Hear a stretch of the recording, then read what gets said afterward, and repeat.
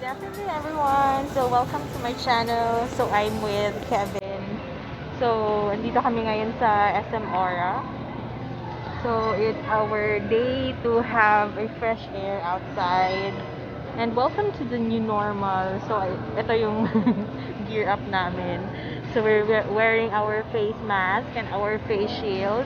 And of course, social distancing, physical distancing between the other people here. Hi, be. Ano yung OTT mo ngayon? So, Ha? my usual get up before the pandemic. I'm not sure if you can hear me. And ito, last year ko ito na bigay ng mama ko. Ngayon ko lang nagamit. So, thank you, mommy. Thank you, mother, for this. And, yun. Say hello to my wedge again. So, ilang years ko na siyang hindi nagagamit. Akala niya na wala na ako sa mundo. So, we're going to Samsung because we would check tablets and maybe some Paracetamol. cameras cameras for our vlogging. I wanted to have a tablet kasi mahilig ako manood ng movie during weekend. So, I wanted it to be like handy kasi yung dati kong tablet sinira ni Kevin. Hoy. Ako talaga?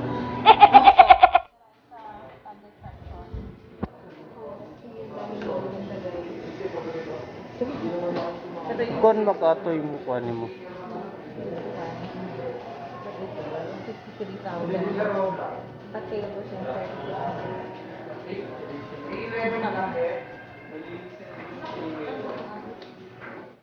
Reason why naghahanap ako ng tablet is because I am more into I wanted to start my vlogging. So since I have spare time during the weekend and malakas ako sa movies. Gusto ko yung maganda yung screen. And I think Samsung is a great deal. But may nakita kaming doon na swak sa budget and then maganda yung specs niya.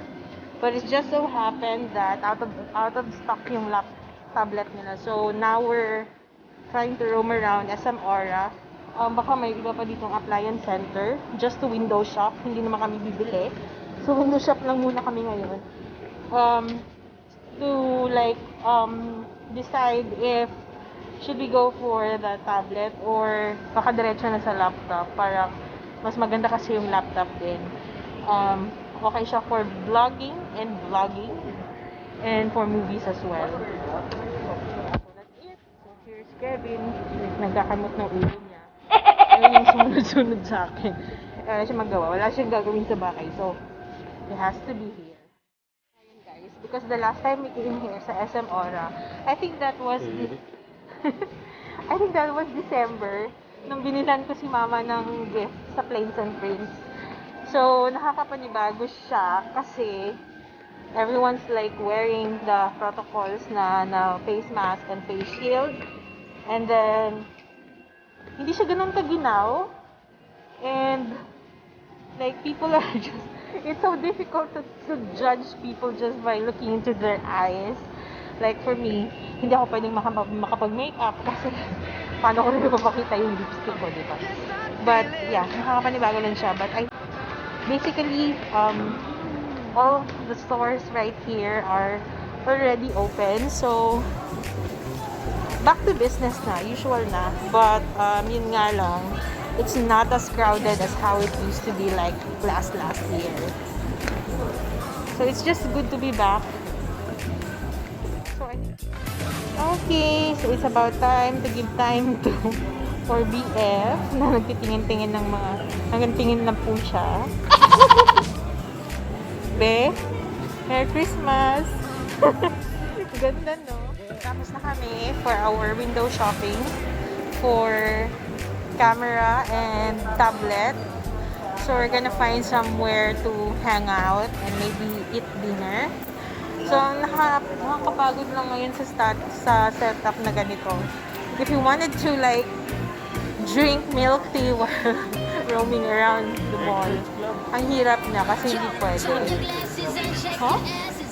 Movie theater. Pero pang kuan kaya social.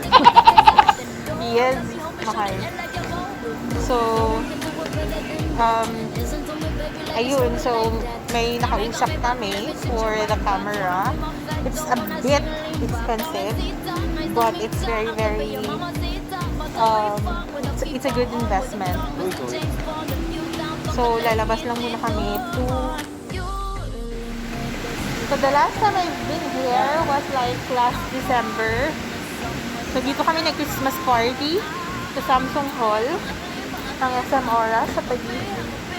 So, andito kasi yung masarap na restaurants nila. So, tingnan lang natin sa taas. So, kumusta na? Okay lang.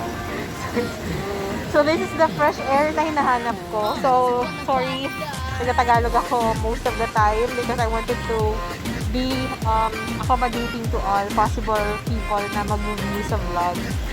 So, hindi lang for the Bisaya people. So, para sa mga Tagalog. So, dito kami sa rooftop. I think al fresco something cute. So, dito kami to get some fresh air. So, the very heavy. Iniwan yun na ako. Talaga lang.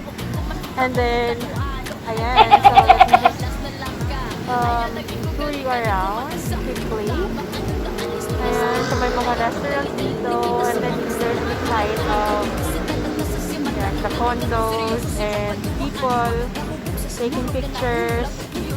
And then, I remembered all throughout the time we were here, hindi kami nakapag-picture pa ni Kevin because we kept on roaming around because in the interest of time, we wanted to cover everything that we have in our list.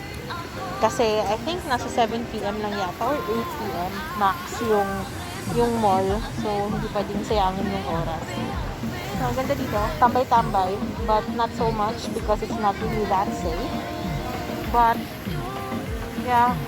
It's just refreshing to see. Just before month end, makakita ka ng mga bagong sceneries. At saka, true to say, hindi ko na yung mga series, guys. So, if you have noticed, may series na sa The Spirit of Christmas is actually here already. So, ilang kembot na lang at Pasko na. And 6 months or 7 months? 7 months have like passed by like wala lang, parang nasa bahay ka lang all throughout the time. Ang bilis lang pala ng panahon. And then 4 months na. And then we're not really sure if we can travel to Cebu pauwi for the Christmas season since restricted yung traveling right now for leisure. So maybe Kevin and I is going to spend our Christmas again here in Manila, in Makati. So tingnan na lang natin kung ano yung magiging result niyan. But rest assured, masaya naman as long as merong may time ka spent with your family. So, ipupush natin yan. So, maghahanap tayo ng extra time for the holiday season of work and like just enjoy the Christmas season. Hindi ko alam kung nasan na si Kevin. Hanapin lang natin. Settled here sa food court. So, we decided na mag-pepper lunch kami ni Kevin. And we're just waiting for our orders. So, it's going to be like 20 to 30 minutes waiting time. So, while we're waiting, so let's not waste time. So, I'm so sorry for the background noise, guys. If you may hear, parang orchestra. Hindi ko alam kung nasa Europe ba siya. Parang ako nasa orchestra house. So, ayun. So, the reason why we're vlogging right now is that I wanted to share to you some like 3 tips or 3 bullet points that have helped me get through the pandemic situation. Uy, madungog ako. Christmas pala to. So, parang yun pala siya. So, point number 1. So, since nasa bahay ako for like 6 to 6 to 7 months. One thing that I can share to you is that one tip that I can give you guys in order for you to help yourself survive through the pandemic is to pray harder and always be grateful. So, lagi yan sa araw namin ni Kevin. No matter how hectic my day is, lagi kaming nag-pray before we go to bed. And then, it is the time when we air out our feelings, our emotions, kung ano yung mga fears namin, kung ano yung nakakapagpasaya sa amin, and what's making us sad. And we always make it to a point to give it the time to be together, to pray together. And then, of course, yung rosary is everyday dapat siya kasi it's the best thing that can make you sane during this pandemic. Most especially nowadays na sobrang taas ng uncertainties natin, ang daming uncertainties natin.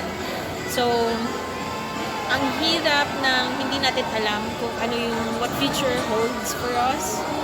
So, the best thing that we can do is to trust everything to God and to worry not because God sees, God hears, and God is in control.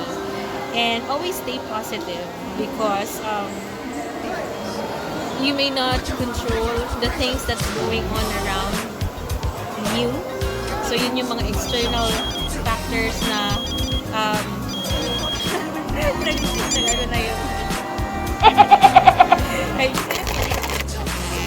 the external factors na kailangan na nangyayari sa paligid mo, surrounding mo. But what you can control is the emotion and the internal reaction that you have within yourself. So, if you are mentally strong and you are confident that you can get through this, of course, given the guidance of God, you'll be sane and hindi ka mawawala.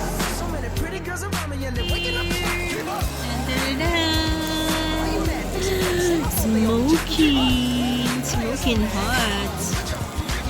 So, andyan pa yung tumbler namin. Foods. Yep. So, I'm having curry and salmon. I'm sorry, beef and salmon. And Kevin is having curry beef for tonight's dinner. So, ayan, pepper lunch. So, while I'm going to eat, I am going to continue my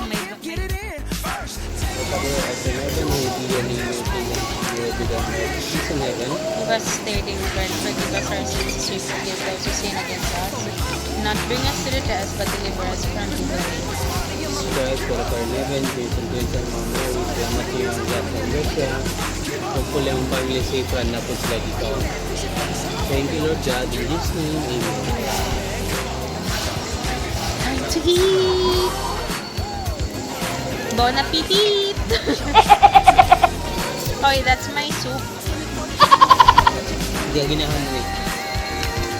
So the second tip that I can give you is since we have a lot of free time for ourselves right now, dami nating pwedeng gawin na hindi natin nagagawa before because we have been so preoccupied with the hustle and bustle of life. You know,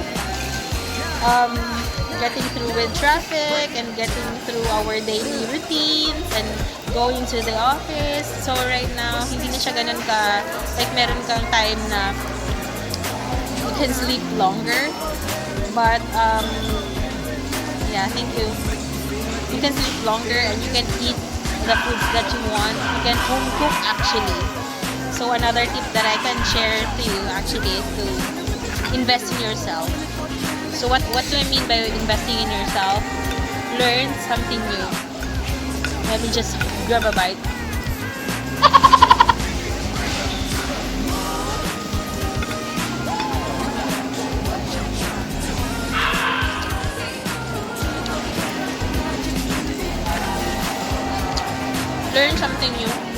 yung tray ko.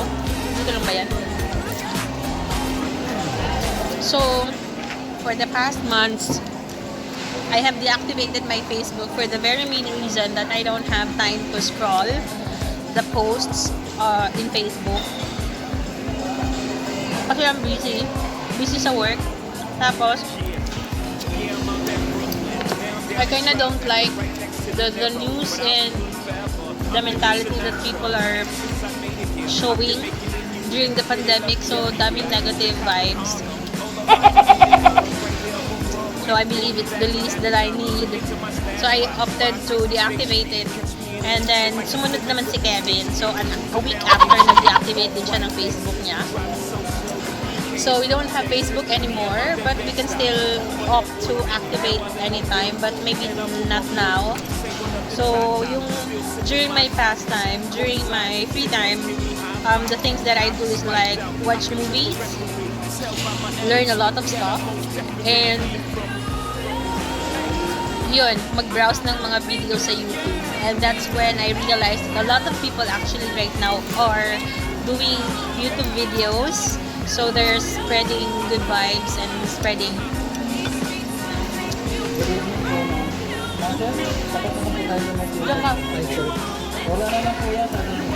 Okay lang po. Thank you. Thank you po. What is that? It's mine. So si Kuya Guard yun because we have been near each other. It's not allowed. Okay, them. Mix na big, pinapagod ng ubos na lain tayo. Sa topic number 2 mamaya. So, tapos.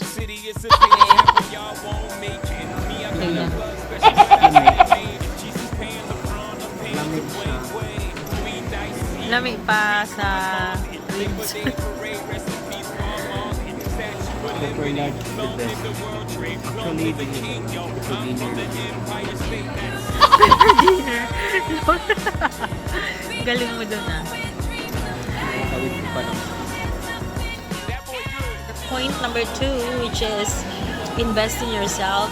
So there are a lot of things that you can actually learn. You can read books, academic books, or like develop your skills in writing, in vlogging, or ano pa yung mga public speaking, and there are a lot of things to improve right now kasi hawak natin yung time natin we're just working from home and we're not really that free, but we have the luxury that after office hours we can actually spend it to ourselves and not to like hindi tayo problema sa traffic and everything.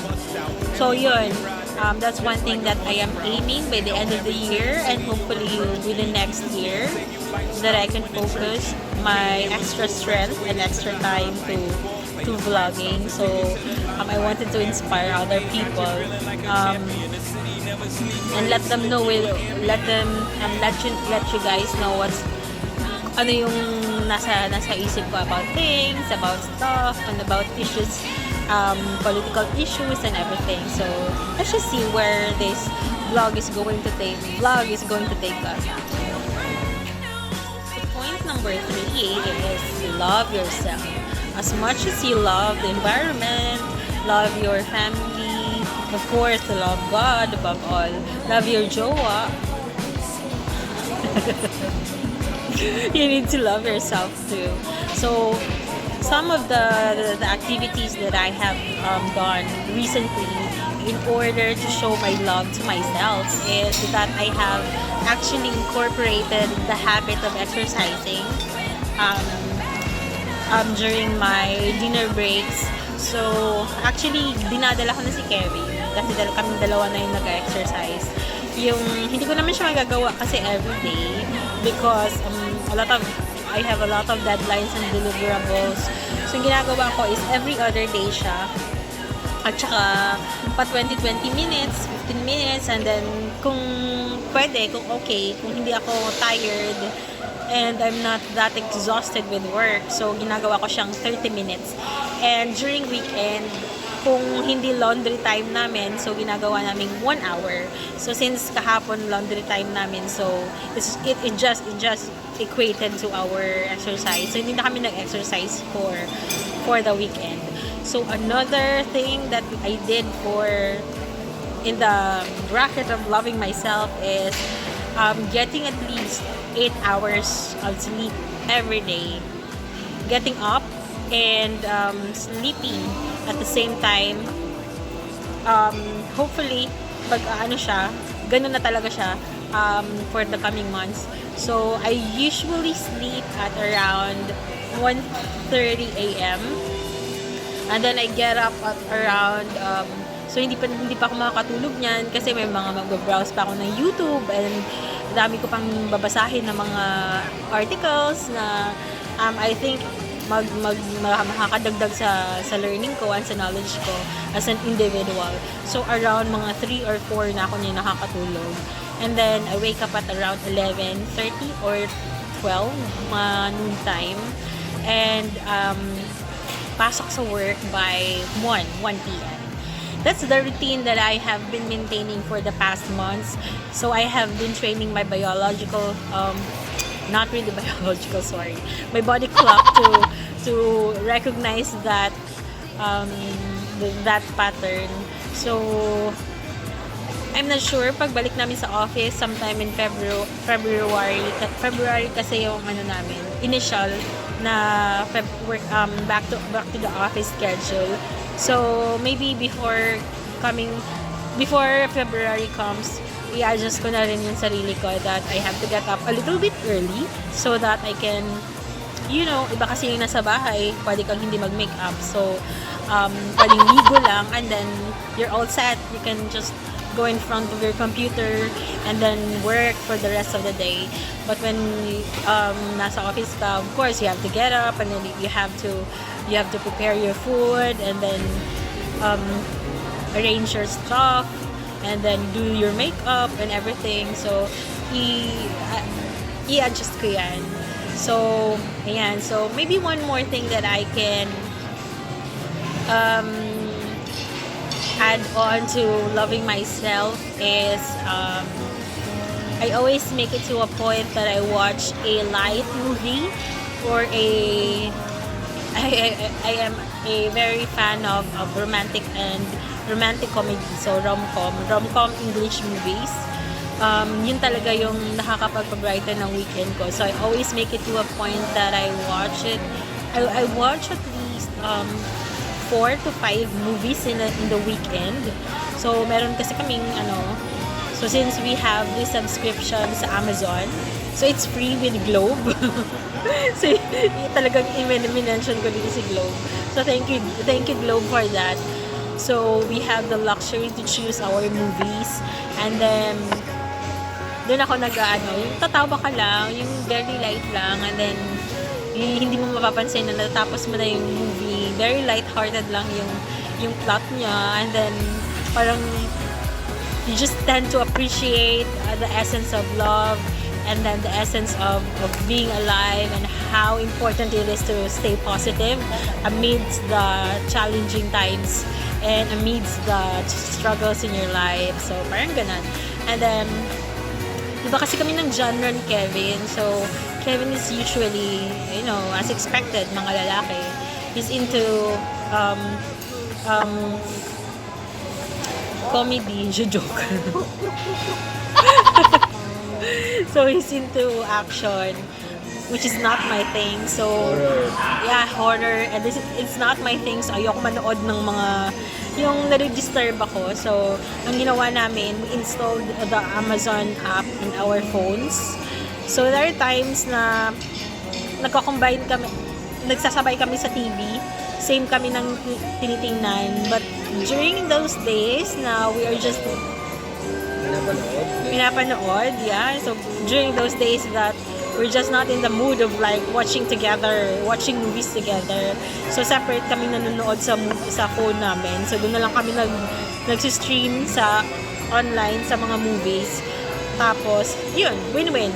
So, we're just together, but then we're also doing stuff that would benefit us kasi yun yung makakapag. So, nagtambay muna kami dito sa shopping bed dahil walang yan. Sakit yung paa ko, naka-wedge ako, so I have to rest for a while before going home. Cheers!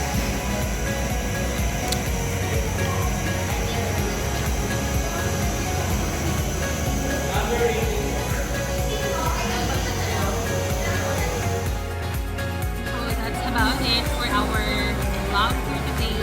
So it's actually a window shopping plus sharing some tips to you guys. So I hope you bear with me since this is actually my second video in my YouTube channel. So I'm actually a noob here, but I'm trying my very best to share to you what I can. So that's it. It's a wrap. So we're finally full with our dinner and we're actually going home right after this one. So for everyone who has checked on my channel, so kindly comment if you have any suggestion or any comment and anything that you want to share to me, so it would be highly appreciated. Please like and subscribe my channel if you want. Of course, I'll try to raise wonderful contents in my own perspective. So I hope that you guys could appreciate it. So okay, goodbye and see you in my next vlog.